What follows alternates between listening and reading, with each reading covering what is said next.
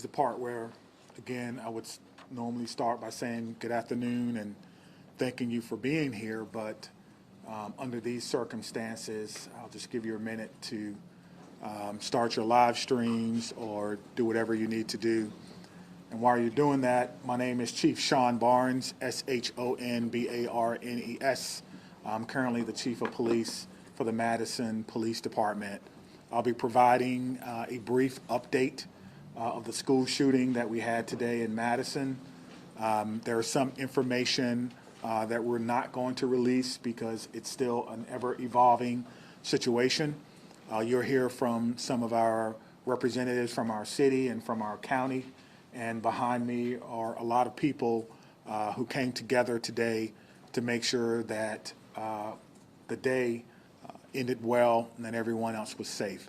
So with that being said, I'll go ahead and start my remarks. Today truly is a sad day for Madison and for our country. It is a day that I believe will live in our collective minds for a very, very long time. Here are the details. Today at 10:57 a.m., our team was called to the Abundant Life Christian School in reference to an active shooter.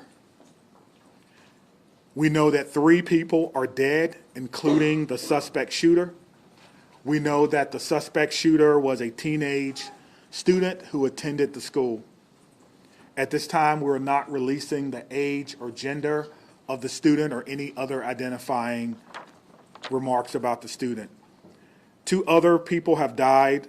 That died were a teacher and a teenage student. 6 other people were injured. 2 students are now in critical condition in the hospital, and these injuries are considered life-threatening injuries. 4 students are also at other area hospitals with non-life-threatening injuries.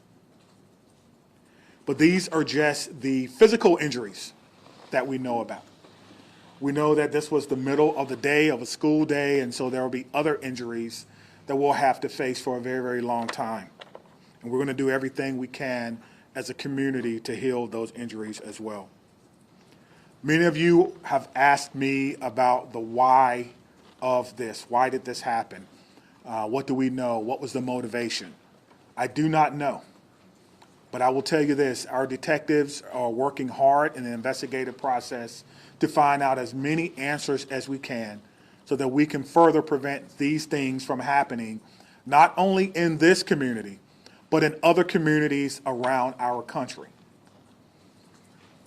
I think we can all agree that enough is enough, and we have to come together to do everything we can to support our students, to prevent press conferences like these from happening again and again and again. The school building itself is clear. We have cleared the school. There's no other threats or danger to the community. We're in the process now of what we call reunification. And what that simply means is making sure that every student that was in the school is present and accounted for and returned to their loved ones.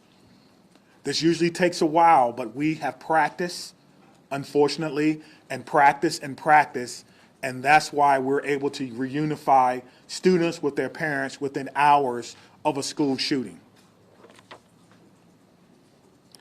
The reunification is taking place at the Dean Clinic on Stoughton Road, and I certainly thank them for their help. Again, we need our public to find an alternate route. If that is your normal way home as we get closer to the end of the day, please be patient or find another route home. We're currently processing the scene. We're interviewing those who may have been witnesses, and we're obtaining search warrants to get additional information. And lastly, I want to just say thank you to everyone who's standing behind me, the organizations and agencies that they represent, the men and women of the Madison Police Department and Dane County Sheriff's Office who selflessly ran into a building not knowing what they were going to encounter. Many of you know this about me, but I started my professional career, if you will, as a public school teacher back in 1997. And I taught public school for 4 years. It was one of the greatest joys of my life before becoming a police officer. And I can tell you what a special place our schools are. With that being said, we owe it to our community to do everything possible to ensure that it's not only a special place, but a safe place as well. And we're going to continue to do that. So we ask for your patience as information is coming in. We will do the best that we can to bring you accurate and timely information, but we want to make sure that our public knows that we're working extremely hard on this particular incident. There are a lot of people involved, and certainly we're going to come together as a community. I'd like to bring up at this time Police Fire Chief Chris Carver. Thank you, Chief Barnes.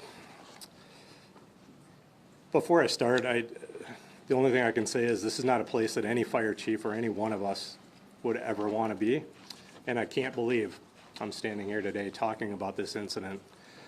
The fire department is a part of this community, much like all of the folks standing up here with me today. Our hearts are with and our arms are around everybody impacted today and everybody within our community. With that, I won't repeat the details shared by Chief Barnes, but I will share with you the fire department activity for today. Much like Chief Barnes mentioned, at 10:57, we were also dispatched with Engine 5 and Medic 5 to the same location. Throughout the course of the incident, we responded with 5 engine companies, 4 ladder companies, 15 ambulances. I would like to take a moment and share our gratitude for our county partners throughout a multitude of EMS and fire agencies that joined us in the response today. We also had 11 off-duty chief officers that came in on this response, so it was a tremendous response from the fire department. We transported 4 patients to St. Mary's. We transported 3 patients to the University of Wisconsin hospitals. On the arrival of our crews, I can say my gratitude to our membership for what they did and their selfless actions today. It's hard for me to place into words what they ran into as well.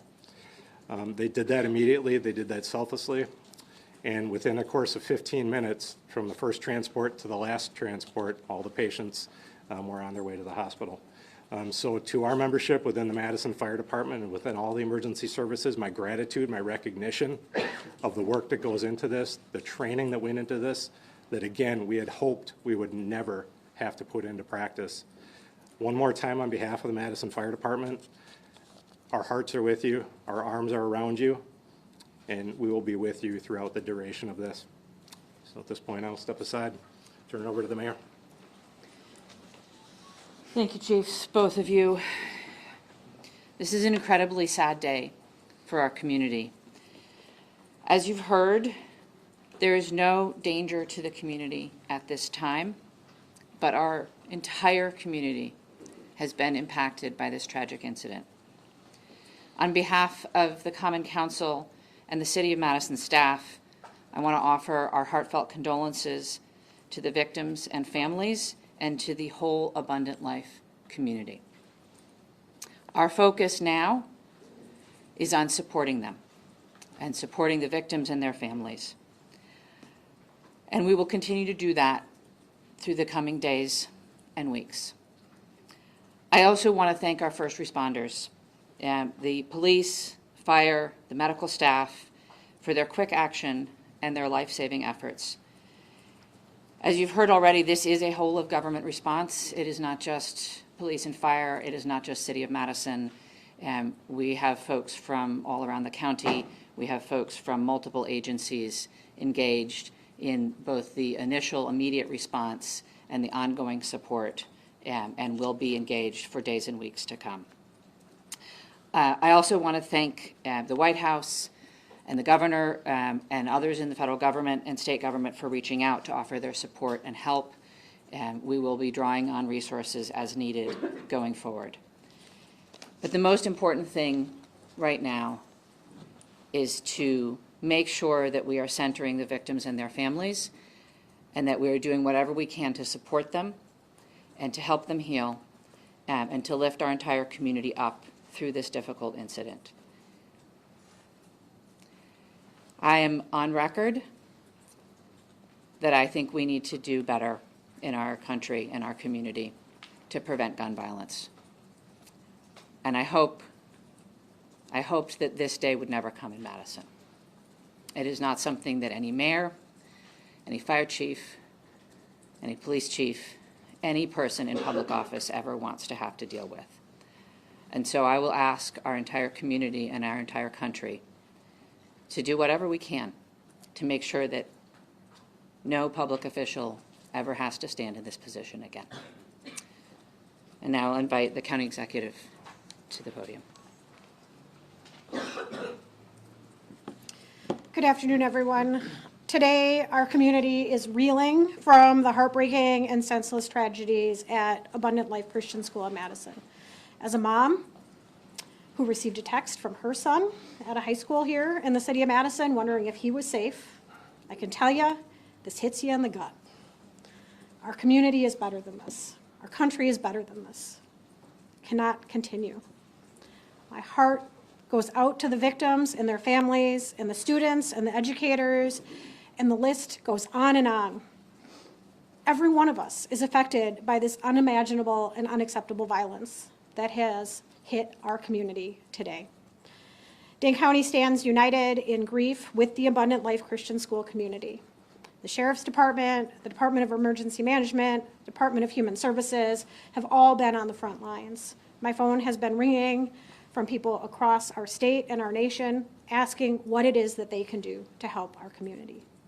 And right now, it is our time to be committed to supporting this school, these students, and these families, and our first responders who went into that building during this devastating time. We must work closely with our law enforcement officers and first responders, mental health professionals, community leaders, and policymakers to ensure that we are taking care of one another. No community should ever have to endure such a tragedy. And my administration is going to do everything that it can to provide assistance to those who have experienced this devastating loss, and also do everything that we can to prevent such tragedy from occurring. To all of those who are grieving in our community, please know that you're not alone. Dane County stands with you. We're here to support you in any way possible. Please reach out and ask for help. The governor's office, as well as the mayor's office, and I will continue to update the public as we learn more. But please understand, there are many things that we cannot share with you right now. This is an active investigation. This is an active case. The SSM Health Clinic near the intersection of Buckeye Road and Stoughton Road is the reunification center. I know that that has been out, but we need to make sure that folks know where it is that they can go to be reunited with their children. Again, in the coming days, we are going to make sure that we are supporting those that have been most impacted by this. But folks, reach out, ask for help. This does not need to be the reality of our community. Thank you. All right, we'll start over here with questions. Peter, can you tell us, how did this unfold? Can you explain the timeline, how your officers got it? So we received the call at approximately 10:57 a.m. Someone from the school called 911 to report that there was an active shooter. That means something different to us, obviously. There's different protocols that go out, tone alerts even, so that even if officers are busy doing other things, they respond. One of the things that I do want to note is that our training center is about 3 miles from there. We have special event team medics, those that work with the fire department, responded to this particular scene from their training day. So what began as a training day became an actual day. And so that's how this call originally came in. What can you tell us, if anything, more about the shooter and what their motivations were, or have you made contact with their family members? Anything updated on that? Sure. There's nothing new that I can tell you about the shooter at this time. Again, as difficult as today is, that's still someone's child that's gone. That's still someone that has to deal with what happened today. And so we want to make sure that we can ensure as much cooperation as we can. You asked me about why, as I stated before. I don't know why, and I felt like if we did know why, we could stop these things from happening. But what I will tell you is, as soon as we are done with the investigation, any information that we uncover that will not compromise the safety of anyone involved or compromise the confidentiality of any of these children that are involved, we'll tell you. I just ask for your patience. All right, over there. Sorry. Go ahead. Chief, what kind of gun was used today? We know it was a handgun. We know a handgun was recovered. Sit down right there. Was the shooting confined to one classroom, or did it spread out throughout multiple? We know it was confined to one space. I do not know if it was a classroom or a hallway. One of the things that we've gotten very good at, certainly different from in my day, is that if you do not need to be in a crime scene, you do not need to go to a crime scene. And so the crime scene and those persons who were involved, they have that crime scene locked down. I did not go or enter into that crime scene. But if you can imagine, most schools, the students go together, but they are segregated. So on each different floor, in each different group. And so there's no evidence that anyone else was injured that was not in the age group. What can you say at this time about how school staff responded when the shooting started? I cannot speak to how the school staff responded. We did have injuries, but it could have always, of course, had additional injuries. I do not know what the school's protocols are. Again, this is a private Christian school. I know that we have a very good rapport with MMSD, Madison Metropolitan Schools, public schools. So we have done trainings for them before, but I would assume that most of the teachers have the same or some similar type of training as a part of their certification. There's conflicting reports online about how many students are enrolled at this school. Can you confirm approximately how many students attend the school? I do not know how many students attend the school, but their website says that they serve about 200 families. Right in the back, white. What kind of support systems are going to be made available to the people who were affected by the events today? That's a good question. As you heard from our mayor and our county exec, we have services within our government that will be made available to them. I have a lot of confidence that they're going to follow through on that, and we'll make sure that that persons who need to. Do you guys want to speak to that? So, Dane County Human Services, as well as the Red Cross and other consolidated agencies, are already on scene. And we will continue to be on scene, and those resources will be bolstered. Again, please reach out. You are not alone. We are going to navigate this together, and there are people who are affected by this trauma who are not in the reunification center or at the school. We need folks to be reaching out because we do have resources available. Did you know if Abundant Christian Life School, did they have a school resource officer employed? It's not my knowledge that they had a school resource officer. That if they did, it would be a police officer, and I know where they all are, and they're not in the schools right now. 15 in the back there. So in terms of witnesses that you mentioned about investigation, what is that looking like, and how many witnesses are you guys speaking with? Sure. So the detectives will talk to anyone who may have seen this particular event unfold, anyone that may have been unfortunate to hear something. They will be talking to them. It's my understanding that that's in process now, and everyone is cooperating fully. That will give us an idea of not only what unfolded, but it could answer the question to motivation, because again, the students who unfortunately had to witness this. But that's not something that we want to rush. We're not going to interrogate students. We're going to give them an opportunity to come in and speak to what they may have saw when they feel ready, which is why some of these questions can't be answered right now. How do you reassure the community that it's still okay to go back to school? I mean, everybody's got kids, and I think, maybe it happened at this school, but there's everybody that's got a kid anywhere, right? It's in Dane County. It's going to be hard. Yeah, I think you're asking me, how can I say 100% that no child will ever be harmed in school? I can't. No police chief can. But all I can tell you is that we have systems in place so that if something happens, we can respond like we did today. I can tell you that our mayor and our county exec has committed resources to not only public health, but also mental health. I can tell you that every teacher that I've ever had contact with at MMSD cares deeply about their students. Every staff member, I talk to staff members all the time, who tell me things that are going on in the schools and want to do whatever they can, even if it's under anonymity, to let me know that they want to have a safe school. So my reassurance to the public is that if you see something, say something.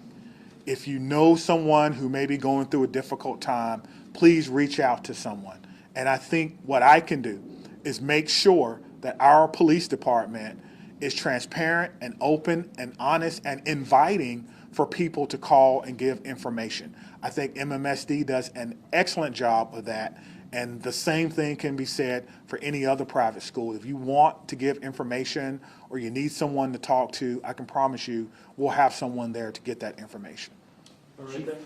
Understanding that this is a private school you may not be as familiar with, what can you tell us about some of the physical measures that are in place at this school, whether it's metal detectors, secure entryway, cameras, et cetera? Yeah, that's a good question. I've never been in this school, unfortunately. I'm not aware that there were metal detectors in the school. That's something that we can certainly look at. Most schools have some form of surveillance or public space cameras, but that will be, of course, part of the investigation process. Scott? Can you clarify, you said 7 were injured, but 6 were hospitalized. Does that mean one's been treated or released? And secondly, is the shooter's family cooperating with the investigation? Yeah, so it's 2 questions, but let me try to handle the first one. So I'm trying to go back to my notes. So we do know that 1 person was pronounced at the scene. And so that may be the 7th person. But we can get you all that information just when we're done. I'll have my PIO give that to you so you can report it accurately. And what was your second question? Is the shooter's family cooperating? At this time, yes. So you have made contact with the shooter's family? We have. And what were the steps taken to do that? It's through the investigative process, okay? Laura? Yeah. Is the shooter's home being searched? We've got some information about that is ongoing. Yes, obviously, once we have identified, we have initiated a search, but we think that search is either ongoing now or that search may be concluded. Of course, it's about safety. That's the first thing, making sure that people are safe, and then we'll go from there. This has been, this has been an amazing day for everyone. And so if you have someone who is deceased, who may have been a shooter, you want to make sure that their family is okay. You don't know. And so that is what we're doing right now. It is about the safety of everyone. This is going to be a long day for the Madison Police Department. We just want some of your patience. Had the school had any prior threats? And then just, jumping off of that, do you know if the shooter had any prior contact with law enforcement? We do not know that the shooter had any prior contact with law enforcement, but I did do a check of the school. There were some calls, but they were like 911 hang-ups, things of that nature. There was nothing that suggested that the school was a place that violence would occur.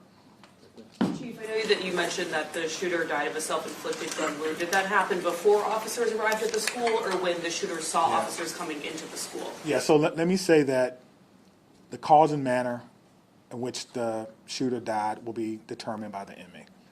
But what I can tell you is the shooter was dead upon our arrival, police department arrival, and no officers fired their weapons. Okay? Lucas? What are these search warrants you're executing, or are they at the residence on like the device the shooter had? I'm sorry. The extent of the search warrants. Yeah, so the extent of the search warrant is to be able to go in a place that we don't have permission to be in and make sure that everyone is okay. And then if there's any evidence that we think we need to collect, we could only do that with the use of a search warrant. And so, again, we have to determine if there is evidence that we will need. Everyone wants to know what led up to this. Are there any additional threats to public safety? Is this person or was this person by themselves? There are a lot of questions that we want to answer, but we have to answer the safety questions first, and then we'll move on to some of the more investigatory questions. Are you in possession of any of the shooter's devices? I am not, no. I'm wondering about metal detectors. You mentioned in the first meeting that you were not a fan, and that this school probably doesn't have them. And do you know other schools that do? Do you think that that's something we should start talking about, metal detectors in schools? I guess the question is, would you want your child to go to a school with or without metal detectors? I can't answer that. I can't. Right now in a school Yeah, without them. yeah, absolutely. So the idea is to create the safest environment that we can without metal detectors. That is my answer. In the back there? Chief, this was a shooting at a Christian school right before the Christmas holiday. Can you address the impact of that? And is the Christmas holiday at all, in your belief, related to as a motivation for the shooting? Yeah, so to the question of motivation, we don't know why, but to the question of so close to Christmas, we have a lot of people going to be impacted.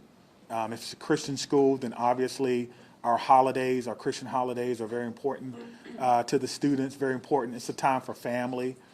Students probably getting ready to go out on break, and now the break will be a little less about celebrating Christmas than more about celebrating perhaps friends and loved ones and staff members who perhaps lost their life. That's why I'm asking everyone to, of course, keep Abundant Life Christian School in your thoughts and in your prayers, and we'll get a couple more, okay? Okay, real quick, Phoebe. So it's a private school that takes public money through the voucher system. So what has this revealed about maybe gaps in security or training for staff? And is that something you're thinking about whether schools that are private but take public money need to be, kind of on par with public schools when it comes to safety? Well, what I'm telling you is that in 1997, I began my professional career as a public school teacher. I taught history for 4 years before becoming a police officer. So I did not get far enough to take courses in administration and budgeting of schools. I don't know what governs private schools, if they receive money, where that comes from. That would probably be a question that you would probably need to ask someone who's more intimately involved in the school system and what their requirements are if they do receive that. But you could probably compare what has happened or what goes on, their security measures, with the security measures of any school in MMSD, and then that may give you your answer. It's a very... One very quick follow-up. As you know, there has been some criticism to other law departments in their response to these school shooting incidents, particularly Uvalde. How did that inform your game plan today, and how quickly were your officers able to get into the school? What were they told to do? Sure. We train on this, as I spoke about earlier. When officers arrive on the scene, they immediately go in, which we did in this case, stop the threat, stop the killing, find the killer. That's how we train, and that's exactly what we did today. There's no waiting. There's no coordination of who's in charge. Everyone knows exactly what to do. I spoke about this earlier. We train on this constantly. Our commanders, including the fire chief and I, was in a commander's training less than 2 weeks ago, going over this exact same scenario for another fictional location. And so all of that came into play today, and our officers performed extremely well based on their training and based on the expectations that they know exactly what to do. Stop the threat, stop the killing, find the threat. Right. To follow up, can we just do one more? Answers. The current student. Wait, hold on, right here. Thank you, all. Yeah. I think the questions have been asked, and we're straying a little far from what's most important at this point in time, and that is the victims and their families. I have 3 things to add. First of all, there is a lot that our community can and will do in the coming days to support the victims and their families, and we will have more information at future briefings. If anyone, and I would urge you all to include this in your stories, if anyone needs mental health support as a result of this incident and the coverage of it, I encourage them to reach out to 988 by phone or text and to get the mental health support that they need. It is incredibly important that we take care of our community in this very difficult time. We all have a role in preventing gun violence. Our entire community needs to be part of the solution here. There are many things that we can do, and we can have those conversations in coming days. But first and foremost, what needs to be the priority for all of us is supporting our young people. And that is where our community's attention needs to turn at this point in time. The police department, the fire department, the city, the county will share additional information about the investigation as it becomes available. But I urge you all to help our community find resources to support their mental health and to find resources to support the victims and families at this time. Thank you all. Where can people go to see your updates? What can you tell them? It'll be on the cityofmadison.com. Me and Stephanie